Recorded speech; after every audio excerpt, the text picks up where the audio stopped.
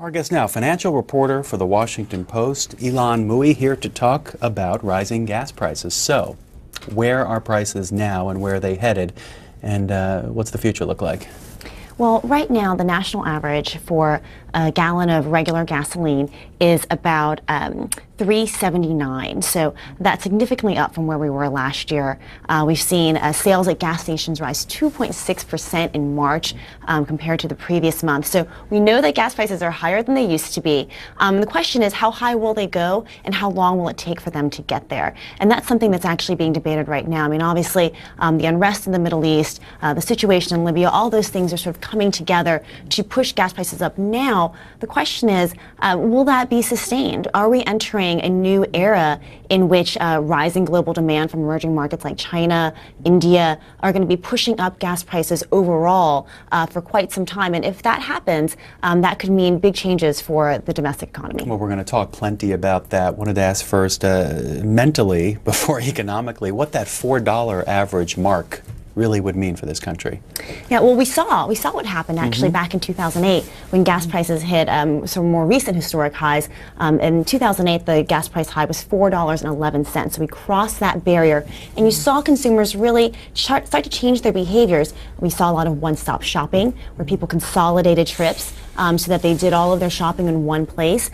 We saw folks purchase hybrid vehicles, find ways to economize on fuel. We also saw many businesses have to pass along the higher cost of transportation to consumers. So you also saw consumers not only get hit at the pump, but also get hit when they purchase products that had to be shipped across the country or even across the world as companies pass on those costs. So the bottom line is that for consumers, it can mean real dollars out of your wallet. And what's the broad impact on the U.S. economy overall?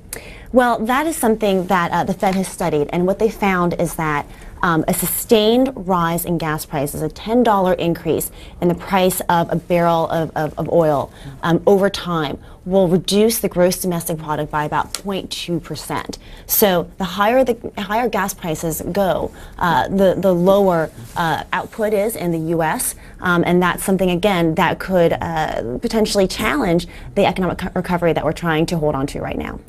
Our guest will take calls in a moment or two.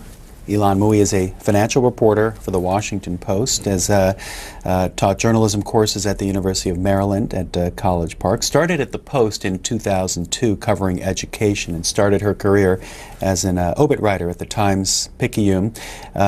Phone numbers on the bottom of the screen for Republicans and Democrats and independents as we begin this conversation on gas prices and what they mean.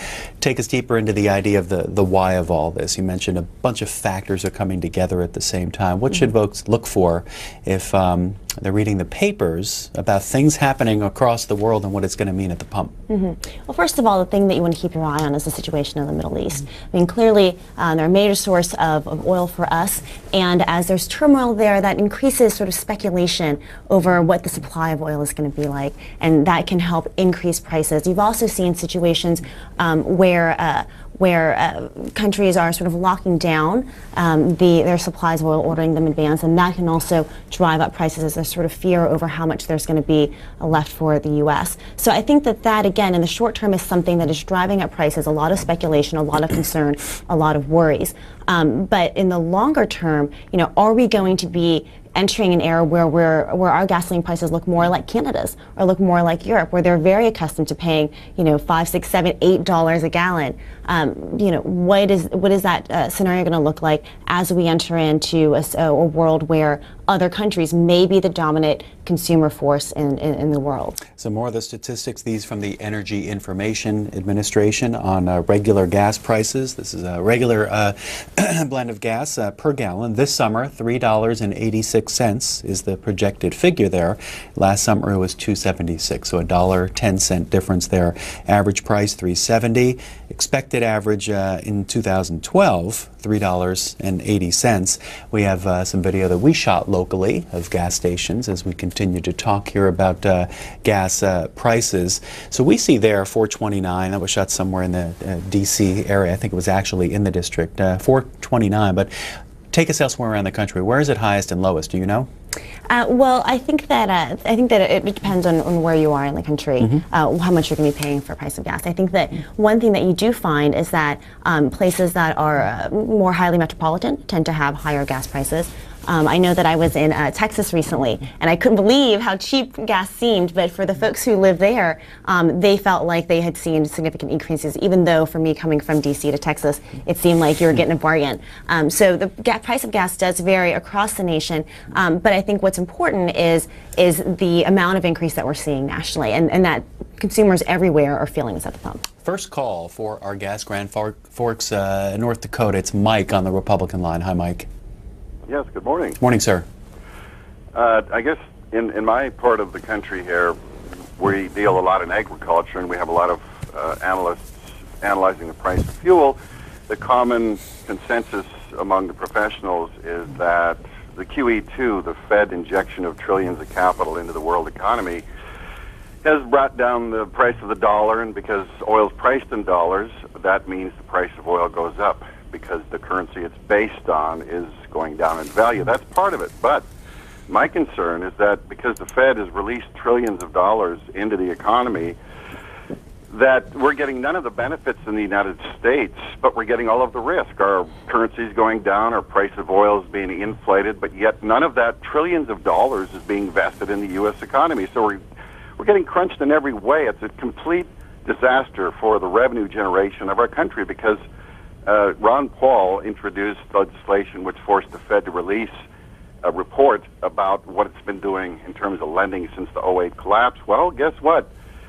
Companies like Caterpillar got 1.5 trillion, 0% interest. Citigroup got 2.5 trillion, 0% interest. Goldman Sachs got 1.2 trillion. My point is, none of this money is being invested in the United States because we're told that the corporate tax rates are too high or other conditions aren't right for investment, that the government is too overbearing. But yet, if you look at where the money is going, a lot of it's going to communist government of China, where that government requires a 51% ownership of all foreign companies doing business there. So that means they take half of everything up front and require controlling interest. And our American central bank is giving trillions to our big multinationals at 0% interest, and half of the Fortune 500 companies are paying zero on taxes, right? So if half the Fortune 500 is paying zero in taxes, and our American central bank is loaning trillions at 0% interest, how could the American economy be more conducive to investment? Mike, thank you. Well, I think that the caller brought up a good point, which is sort of what is the Fed's role in curbing inflation, right? So higher gasoline prices can lead to higher prices of other goods, which can lead to inflation. And sort of how will the Fed address this? And I think that what we were talking about earlier, and sort of what are the root causes of these higher prices and how long will they last? The answer to those questions will define how the Fed addresses the problem. So if the Fed feels like this really is something that is a temporary spike driven by unrest and turmoil in the Middle East that will abate over time, maybe in the next couple of months or maybe in a year or more, that they would take maybe a more hands-off approach to dealing with the problems of rising inflation. However, if they do feel like this is a sustained problem, that we are entering a sort of new world order, might they take some monetary policy action in order to rein in inflation in the U.S., which would also impact gas prices? Let's hear from Nashville. Robert, Democrat, good morning.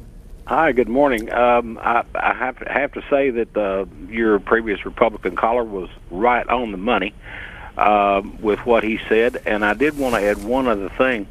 The taxes that are paid on a gallon of gasoline is astronomical. A lot of people doesn't understand that if you live, for example, in Tennessee, besides the 39 cents that the federal government charged you, or 41 cents, whatever they've driven it to now, if you took that tax out, I've never heard one politician, not one, Democrat, Republican, Independent, whoever, Ron Paul or anybody in between, say anything about the elimination, total elimination of taxes on gasoline for the consumer. Not one person, not one politician. And I suppose that's the fear of the big oil companies dropping the hammer on them. But I'm wondering what your guest thinks about that, and I would like to just hang up and listen and see if she has examined this idea and taken it any further than someone, maybe even at the Washington Post, saying, "Hey, shut up! Don't say anything else about it." Thank you very much. I appreciate your time. Before you respond, explain for us the tax structure as it relates to gasoline. Yeah, so whenever you buy a gallon of gas, there are additional fees that are paid within that. And part of that is sort of a tax, a sort of extra fee that's paid to the federal government, right? And there have been efforts over time to get rid of that tax. Actually, they haven't gone anywhere, which is why you've seen, which is why you see this caller sort of worrying about, why are we still paying this, and what role can that have in reducing the price of gas? I think that the issue that a lot of people feel when they go to the pump is that they look at the price, they're filling up their gas tank, and they're not necessarily just even filling it up once a week. They're filling it up twice a week, or sometimes even more, depending on how far you have to drive. And that sort of psychological sort of behavioral result of having to constantly see this higher price, constantly have to sort of feel that pain, makes oftentimes the rise in the price of gas feel even worse than the rise in other commodities. I mean, gas has risen by a significant amount. Again, 2.6% we saw in March, but that's pennies compared to the price increases we've seen in other commodities like cotton, like sugar. But how often do you buy a bag of sugar? Not that often. You go to the gas pump multiple times in a month, and so that's why consumers are really sort of feeling this more acutely. So people still have to drive to a certain extent. So if they fill up their tank at the higher price, what happens back at home? What are they not spending money on, do you think? Mm-hmm. Well, the theory is that consumers will cut back on discretionary purchases. So that could be anything from apparel to electronics, etc. But what we've actually seen is that even though consumers say that they will cut back because of higher gas prices, so far we have not reached that inflection point. The Commerce Department just this week released retail sales results for the month of March. And what they found was that even though people were paying 2.6% more at gas stations, they were still spending more money at clothing stores, at electronic stores, even at home furnishing stores, which is one category that had been lagging for a while. So you still haven't actually seen consumers reduce their spending yet, even though they say they plan to. Does that mean we're going back to our credit cards? Well, there's actually, credit has still fallen off, but what you're finding is that that aggregate, overall, the nation has increased their savings. And so part of this spending may be coming from dipping into their savings account, spending a little bit more money. The other thing you may be seeing is that the nation added 216,000 jobs in the month of March. So with increased jobs, that means increased wages, increased income to spend. So that may be where some of this money is coming from. Again, consumers say they do plan to reduce their spending because of these higher gasoline prices, but we haven't actually seen that borne out in the numbers yet. This story in the New York Post that we can show you points out that U.S. gas prices have risen for about 24 straight days now, and the headline says that the average New York gas price may pass $4 this weekend. Our next call is from New York City. It's Danny on the Republican line. Good morning. Hello, how you guys this morning? Morning, good. I live in one of the poorest counties in New York State, and its gas prices are $3.99. I think we have to blame this on the globalists' unconstitutional wars in the Middle East. I mean, we're fighting these countries, and our gas prices are going up. People need to start being more aware of the New World Order and what's really happening in this country. Thank you, guys. New World Order is the cause of all this. Well, that's exactly what we were talking about before. How long will this be sustained? And I think that one of the issues facing the Fed as they sort of decide how to address this inflationary problem is something that economists call the sacrifice ratio. The sacrifice ratio is the amount of GDP, the amount of domestic output that you have to give up in order to fight inflation by tightening the monetary policy, right? So one thing that the chairman, in fact, is worried about is that if you try too hard to rein in inflation, try too hard to rein in these prices, that actually you may end up curtailing sort of the fragile recovery that we're in right now, and that's obviously something that no one wants to risk. No one wants to see unemployment go back up. So these are some of the debates that are actually going on right now within our government. Here is a tweet this morning. The real issue here is that we have become addicted to oil. The fun part of our addiction is over. Now we are hooked. Makes you think about alternative fuels, alternative energy. What does a situation like we're in now mean to that part of the business? Well, I think that you've seen sort of the initial sort of buzz around hybrid vehicles die off a little bit. That doesn't mean that they're not selling as well as they had before. Clearly, Chevy Volt that came out was very popular, though at a very high price range. So, you know, you're seeing car sales sort of change. You're seeing the demand for certain types of vehicles change. You're seeing, I think that there was a report put out by the Department of Transportation that found that Americans are actually driving less than they used to, looking at more places close to home. In fact, I was reading a conference call with Family Dollar, the retailer that caters to some of the most vulnerable consumers in the country. And what they found is that actually rising gas prices were helping their traffic, because frequently their stores are located close to the consumer, close to the communities that they serve. And folks weren't willing to drive far out in order to purchase the products that they needed. So they were seeing a bump in traffic because of the higher gas prices. Here is a story in our guest's publication, The Washington Post. Automakers still high on hydrogen cars, says the headline. Manufacturers press on despite budget cuts to the program and a lack of administration interest. Makes me want to ask you more about Congress and the administration and this whole issue of fuel, energy, gas prices. What have they been saying?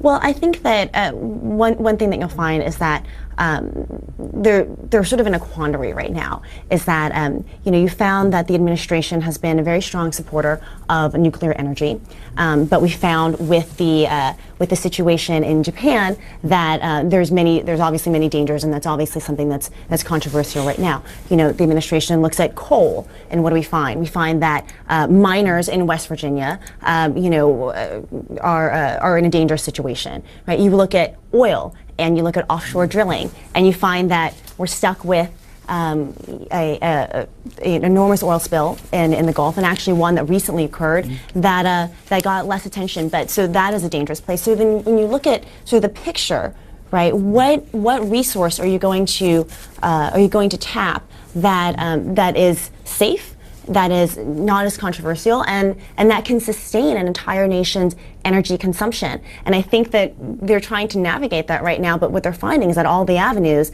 that they look at are uphill battles. Opinion piece in the Wall Street Journal, in case you want to read. Oil without apologies, Kim Strassel writes about Chevron's CEO. They pull a short piece here. He says Americans must stop taking affordable energy for granted.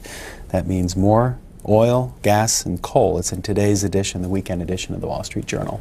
Our guest is Ilan Mui, financial reporter for the Washington Post. We have about 20 minutes left for your calls and the rest of this Washington Journal on a Saturday. Katarina, Texas is our next call. It's Barry on the Independent line. Good morning. Good morning. Good morning, Ms. Mui. That last comment you just made, cuz, about the CEO of Chevron, that takes us back to connect the dot with the CEO of ExxonMobil in a congressional hearing back in 2005. He made a comment that the American public's going to have to realize that they're on a world economy. And that's a fruition of the Dick Cheney oil policy or energy policy.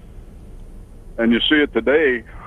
Right here in this area where I live, a third of the fracturing drilling is owned by Chinese investors. So, you know, Chesapeake Energy Corporation is controlled by, or a third of it's controlled by the Chinese investors. So I guess that's what we're living with now, a world economy. Let's hear from our guest. Yeah, I think that the caller said that he lived in an area where he can see the real impact of the debate over oil and where it should come from and who should be investing in it. Last summer, I was in New Orleans covering the impact of the BP oil spill. And one thing that really struck me was that when I talked to the folks in the community, talked to the folks in Port Fourchon, in Houma, Louisiana, what they told me was that even though they were in a situation where we found that their livelihood, catching seafood, crabbing, oysters, shrimp, all of that was endangered by the spill and by some of the dangers of drilling offshore, that they didn't want to stop.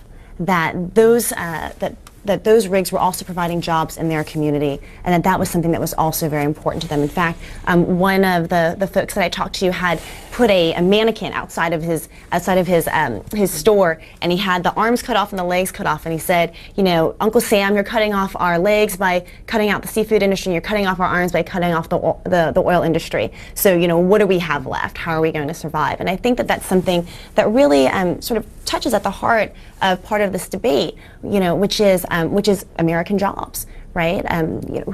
Where are we going to find the resources in order to power the country? Who is going to be able to provide them to us? And at the end of the day, who's going to be paying for it? We've talked a lot about the personal aspect of all of this, the family budget. What about businesses themselves that rely on gasoline to just do their business? What's the impact been?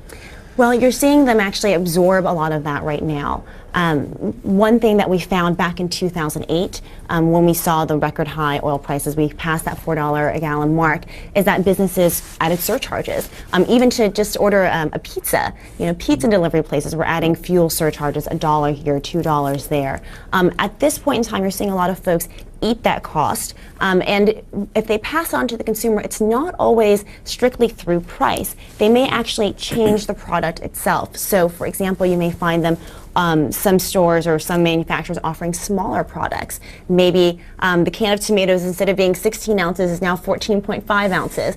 So it's something that's a way for them to sort of reduce their costs, but not necessarily have the consumer notice it when they actually go purchase the item on the shelf. So you're going to see companies pass this on in many different ways, and they're also going to take a hit to their bottom line. Here is a tweet. The truckers used to protest against high gas taxes, but now the companies own the rigs with no unions, and independent truckers are helpless. This one viewer's perspective. Bob is on the line now from Hazelwood, Missouri, Democrat. Good morning to you, Bob. Good morning.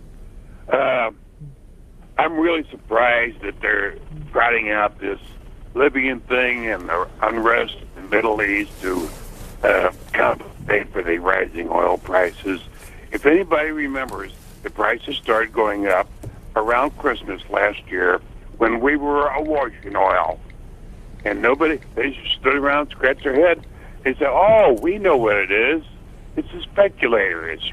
These people who aren't in the oil business, but they're allowed to buy up oil futures, and then they play against each other, and they all make a big fat profit, and we suffer, and the economy suffers, and it's the same old thing. It's like when we invaded Iraq, their oil was going to pay for the war. Well, that's about $1 trillion. We haven't heard about one barrel of oil coming from Iraq and how it's affected prices or the world oil supply, or, as a matter of fact, even who it's selling to. We drill for oil in Alaska, and it's going on tankers. It doesn't make any difference if we drill in the waters and pollute everything. It has got nothing to do with supply and demand. Well, I think that the caller made a good point in that we actually don't receive very much oil at all from Libya. The fear in Libya, or sort of as the theory goes, is that it's sort of contributing to general turmoil in the Middle East that could possibly pushing up gas prices. But Libya itself is not a major producer of oil for the U.S. But his other point in terms of the price of oil being driven up by sort of market speculators, if that is the case, that's actually potentially a better scenario for the U.S. because that is something that's sort of market-driven, that in which the price can go both up and can come back down. That doesn't necessarily indicate a sort of structural change in the way in global demand. So. If it's something that is merely a speculative increase in prices, hopefully that means that there's actually what goes up must come back down, right, and that the prices go back down. If this is something that is more structural in nature, we could be in for more pain in the long haul. Remind us of where we get most of our gas from in this country. Yeah, so we get most of our gas from the Middle East, Saudi Arabia, Iraq, et cetera, are all major producers. I believe something like maybe a third of the oil actually only is produced domestically. But that is something that is still a significant portion of our nation's consumption, and that is why there's been so much interest in drilling both in Alaska and in the Gulf of Mexico. And what other countries are out there? We know Canada produces, Mexico produces, Norway and others. What other countries might be providing the rest to us, besides the Middle East, I mean? Yes. Certainly, I think that you covered most of them. Yeah. Okay, let's move on to Fort Myers, Florida now. Edward, you are on the line for Independence with Ilan Mui. Go ahead, please. My question is, Canada supposedly has 5 times more oil than the rest of the world. The United States has 5 times more oil than Canada. The thing is, we do not touch our oil. It's sand tar. Caller, let me jump in though. Where do you get your information from? You just cited 2 statistics. What are you reading? Well, the thing is, this thing goes back to 1960 when I invested in a company called Just Time Petroleum, and it was all their paperwork that I was getting on shale oil. And the thing is now that at that time, the government said that we'd have to go to 50 cents a gallon of gas to make it profitable to bring out and use shale oil. Let's get a response from our guest. Well, I'm not entirely clear on what the caller was asking, but I think that part of the question was, should we be using more of our own natural resources? I think was sort of the gist of it. And, that is something that is under debate right now. It's not something... It's something that, as the administration looks at this question, again, we talked about the different natural resources they can use. Oil. We looked at coal. We look at nuclear, and you wonder what is the benefit? And each of those main sources have undergone, and we've seen have undergone dramatic accidents, dramatic incidents over the past year. And so as you try to craft an energy policy, which one of those are you going to put your money behind? Which one of those are you going to try to put your resources behind? Because we've seen that all of them can be potentially fatal. Larry, Atlanta, Republican, good morning to you. Good morning, sir. How are you today? Doing well. How are you doing? Very good. Back in 2006, I had my own little getting fed up with the gas prices, and I was commuting back and forth to work about 30 miles, and I decided that I was going to move closer to work. I took my gas consumption from about 60 gallons a week down to about 10 gallons a week. I now spend more money going to the grocery store and taking my kid to the park than I do going back and forth to work. If everybody in America would do something along those lines, I believe we could become energy independent real quick. I was wondering what your comments and what studies might show about where the fuel is actually going. Is most of it going to getting people back and forth to work? And could we curb a lot of it simply by moving the two closer together? More about the personal habits there. Right. I think that what you saw for a few decades ago was sort of the sprawl out of America, right, in which you're increasingly seeing folks move out into not just suburban but exurban locations. You're seeing big box stores being located even farther and farther away. So you saw America sort of expand. Now what you're seeing is actually a desire to contract. Biking to work is up. Many folks are choosing that option. Folks are choosing to live by public transportation. You're also finding folks walking to work, et cetera. So these are some of, as the caller mentioned, these are some of the behavioral changes that folks may start to make as you see the price of oil and the price of gas increase. But certainly biking, walking, slugging to work, as many people in the Washington area do, ride sharing, all of those things are popular options to reduce the cost on your own personal finances. Here's a question via Twitter. Do you believe regulations are raising fossil fuel price in order to make renewables, solar, wind, bio, competitive without subsidy? Wow, that is a very loaded question. What I think is that certainly regulation it has a role in which of these resources we focus our attention on. Whether or not that is driving a certain type of competition, or whether or not that is excluding certain types of resources, is really up for the market to bear out. Blaming the president for rising gas prices is nothing new. We've seen that over the years. But speak to us more about the political play of this issue on the Hill. Can a president really help drive this up and down of gas prices? Well, I think it's something that actually is really more driven by monetary policy, which is separate from what the president does. But certainly, this could become a political issue. I mean, these are sort of the kitchen table economic issues that can become real debates in any campaign. And I think that the issue of rising gas prices and the issue that folks are feeling on their wallets just sort of contributes to the overall concern that, is the recovery going to be on track? Are we going to see job creation occur? If we try too hard to combat this inflation, what are we going to have to sacrifice because of that? Again, that sacrifice ratio. So I think that this sort of contributes to the overall feeling of where are we in our economy and what are you going to do to make it better? And one issue that always comes up is the U.S. Strategic Petroleum Reserve. Some people bring that out as an option. Go there to put more on the market and prices go down. Any realism there, or is it just an issue that people like to bring up? I think it's something that is a constant concern, is constantly being debated, but I think that just like with the gas tax, you haven't really seen much move in that in the past. Kansas City, Missouri. Bill, Democrat, you're on the air. Good morning. Morning, sir. Here's just another way to look at things, I guess. I just had about the same conversation with my grandkids, who were lamenting the price of gasoline. And of course, no grandkid wants to hear about how bad it was back in the day, but I gave them another side of it.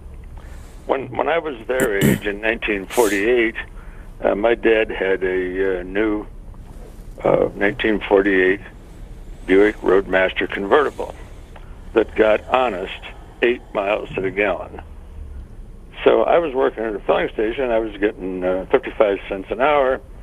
And just do the numbers on this now, and price of gas was a quarter, so my hour labor bought 16 miles. You follow that? I guess you weren't driving too far. Today, my grandkid, one's making $8 an hour. If the car, a new Buick, I think I saw, gets around 32 miles to the gallon, but let's just say it's even less than that. Let's say it's 25 miles to the gallon. For their hours labor, they get at least 50 miles, way more than we got in the time. And if you factor in the cost of the upkeep of the car for the time, these cars last way longer than they did then. So it isn't fair, I don't think, to just look at the price of gas and say how terrible it is, unless we make some comparisons like I'm doing here. Let's hear from our guest. Yeah, I think that the caller brings up a very good point, is that memories are short. I remember in 2008 when I was writing stories about gas going up to $4 a gallon and above, and sort of the changes that was in creating a consumer behavior, and now gas hasn't even hit $4 yet, and we're already worried about seeing that happen again. So I think that memories are short, but at the same time, there are certainly ways that consumers can try to improve the mileage on their cars, even beyond what the manufacturer says the mileage may be. You know, some of the things that folks are doing are things called hypermiling, in which they, you sort of drive in a way to maximize your gasoline, try to brake less, drive at a certain mileage point, maybe don't go over 60 miles per hour because that's the most efficient way to drive your car. Not topping off your gas tank between fills, waiting for it to go all the way down before you use it again. Not running your air conditioner and not running your heat, which may be difficult for many people as the summer comes up. But there are certainly ways to even within the car that you have now to maximize your fuel efficiency. Let's hear from Ocean County, New Jersey. It's Richard on the line for Republicans. Hi there. Morning. Morning. Okay, a few points. Two basic things. Much ado about nothing, and voters, you get what you deserve. First, much ado about nothing. It seems to me that we're overreacting to the price of gasoline rather than looking at the underlying problem, the politics of gasoline and the Republican, Democrat, and coastal versus heartland divide. And so here's the thing: if the average driver is just using 800 to 1,000 gallons of gas a year, $1 or $2 a gallon rise is not going to break the bank. You have ways of getting that money back if you're like small business, or even if you're just a member of a union and you bargain for a little bit more, or you negotiate directly with your employer, et cetera, et cetera, et cetera. Because the cost of living is generally a bargaining issue or a motivation for bargaining. So we can offset that a little bit. The other thing is, with regard to you get what you deserve when you vote, the coastal regions and the urban regions seem to go Democratic, and then the heartland, which is spread out, which doesn't have the luxury of subway systems and mass transit, they have to use this gasoline a lot more to get from point A to point B and have their lives. But they tend to lean towards the Republicans and the people who favor the oil industry. And then you have the appointments from the Republicans onto the Supreme Court, who decide a case that says that these big corporations are the equivalent, which is a joke, equivalent of an individual, and therefore they have the same rights and they can spend as much money as they want to influence the campaigns to get more Republicans in, to put up more Republican appointees on the Supreme Court and the other courts, and rule accordingly to keep the masses divided and conquered. And so, I wonder, are we looking at the right thing here? Is it the actual cost per gallon of gasoline, or how these things are done? I mean, do you really think that the average individual could approach, say, the President of the United States the way an oil company executive could? So we aren't equal. We don't have equal bargaining power, and it's very, very important for the masses to get together, think straight, and vote together for their best interest. Richard, thank you. Thanks. I'll address the caller's first point, which is this idea that you can offset the cost increase in gasoline by sort of using that as a way to bargain for higher wages or a higher salary, et cetera. That actually is something that, certainly personally I would love to see a raise to offset the cost of living. But again, when you think about, in the macro sense, inflation, that's exactly what causes it, right? The sort of wage price spiral is that you see the cost of gasoline go up, folks demand higher wages to accommodate that. So therefore, businesses feel like they can charge more, and you just see it go on and on and on. And that is exactly the kind of thing that the Fed is looking at and determining whether or not we will actually need to curtail this, whether or not businesses will accommodate this request, and how long will this be going on. One last call, Raleigh, North Carolina. Alex, Democrat, good morning. Thanks for getting me in. I appreciate Yes, the sir. call. Sure. A great guest, very attractive, very well spoken, presents well. However, I'm concerned a little bit superficial. I'd like to hit 3 quick points in a limited time. The mercantile exchange. I understand that a lot of the oil and gas is not included in it, and that is what is allowing the massive fluctuation in prices by the speculators. Second, when we do domestic drilling, much of that oil is shipped overseas. That's what the earlier caller was saying about Alaska. If they're not using it here, how is it benefiting us? And then third, the gas prices have jumped up about $1 a gallon. That's not 2%. From $3 to $4 is 30%, and that fluctuates through everything. Huge impact. Now, consumers versus citizens. Before Ronald Reagan, we were citizens. We became consumers. So, I don't know. I have a problem with our existence here in the United States. Final thoughts from our guest this morning. Well, the first thing that I'll say is that when I talk about consumers versus citizens is that we're talking about gas prices and sort of their effect on the economy. And so in the economy, consumers are the driving force of gross domestic product, so that's something to look at. The second thing is that in terms of who is benefiting from gas production in the U.S., I think that certainly some of this may be shipped overseas, but again, that would increase our net exports, and so that is money that we would also see at home, and there would be benefit there as well. And the final thing is that when we look at the rise in gas prices, you have to look at it over what time frame are we going to be comparing it to. Certainly we can compare it to 2008 and say that gas prices are actually lower than they used to be. But the numbers that we're looking at are month to month, and what we're seeing is that the 2.6% rise was actually at gasoline stations, which that includes both fuel sales and other sales as well. Our guest has been Ilan Mui, financial reporter for the Washington Post. Thanks a lot for your time and the update this morning on gas prices. Thank you. Our guest now, financial reporter for the Washington Post, Ilan Mui, here to talk about rising gas prices. So, where are prices now and where are they headed, and what's the future look like? Well, right now, the national average for a gallon of regular gasoline is about $3.79. So that's significantly up from where we were last year. We've seen sales at gas stations rise 2.6% in March compared to the previous month. So we know that gas prices are higher than they used to be. The question is, how high will they go and how long will it take for them to get there? And that's something that's actually being debated right now. I mean, obviously, the unrest in the Middle East, the situation in Libya, all those things are sort of coming together to push gas prices up now. The question is, will that be sustained? Are we entering a new era in which rising global demand from emerging markets like China, India are going to be pushing up gas prices overall for quite some time? And if that happens, that could mean big changes for the domestic economy. Well, we're going to talk plenty about that. Wanted to ask first, mentally, before economically, what that $4 average mark really would mean for this country. Yeah, well, we saw what happened actually back in 2008 when gas prices hit some more recent historic highs. In 2008, the gas price high was $4.11. So we crossed that barrier, and you saw consumers really start to change their behaviors. We saw a lot of one-stop shopping where people consolidated trips so that they did all of their shopping in one place. We saw folks purchase hybrid vehicles, find ways to economize that could potentially challenge the economic recovery that we're trying to hold on to right now. Our guest will take calls in a moment or two.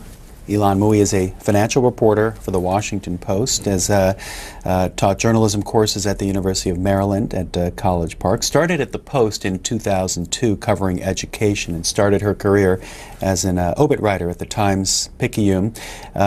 Phone numbers on the bottom of the screen for Republicans and Democrats and independents as we begin this conversation on gas prices and what they mean. Take us deeper into the idea of the why of all this. You mentioned a bunch of factors are coming together at the same time. What should folks look for if they're reading the papers about things happening across the world and what it's going to mean at the pump? Well, first of all, the thing that you want to keep your eye on is the situation in the Middle East. I mean, clearly, they're a major source of oil for us, and as there's turmoil there, that increases sort of speculation over what the supply of oil is going to be like, and that can help increase prices. You've also seen situations where countries are sort of locking down their supplies of oil, ordering them in advance, and that can also drive up prices as there's sort of fear over how much there's going to be left for the U.S. So I think that again, in the short term, is something that is driving up prices, a lot of speculation, a lot of concern, a lot of worries.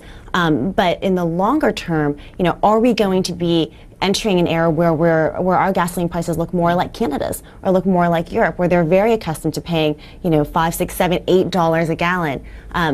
What is that as on fuel? We also saw many businesses have to pass along the higher cost of transportation to consumers. So you also saw consumers not only get hit at the pump, but also get hit when they purchase products that had to be shipped across the country or even across the world as companies pass on those costs. So the bottom line is that for consumers, it can mean real dollars out of your wallet. And what's the broad impact on the U.S. economy overall? Well, that is something that the Fed has studied, and what they found is that a sustained rise in gas prices, a $10 increase in the price of a barrel of oil over time, will reduce the gross domestic product by about 0.2%. So the higher gas prices go, the lower output is in the U.S., and that's something, again,